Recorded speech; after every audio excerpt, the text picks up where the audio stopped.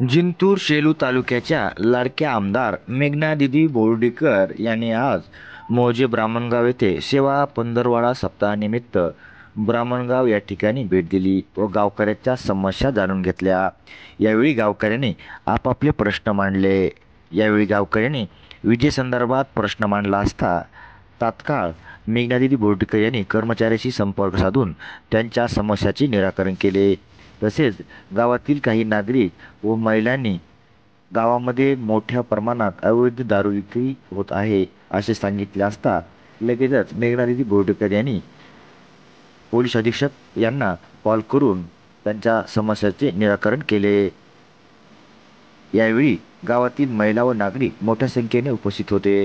यावेळी आमदार मेघनादिदी बोर्डीकर, भाजपा तालुका अध्यक्ष ॲडव्होकेट विनोद राठोड, महिला मोर्चा तालुका अध्यक्ष संगीता जाधव, अनुसूचित जमाती जिल्हा अध्यक्ष भानुदास वाळके, यावेळी अनुसूचित जमाती तालुका अध्यक्ष राजेश कराळे, तसेच विकास जाधव, शिवाजी कदम, तसेच तलाठी मॅडम, तसेच ग्रामसेवक मॅडम आदी या ठिकाणी उपस्थित होते।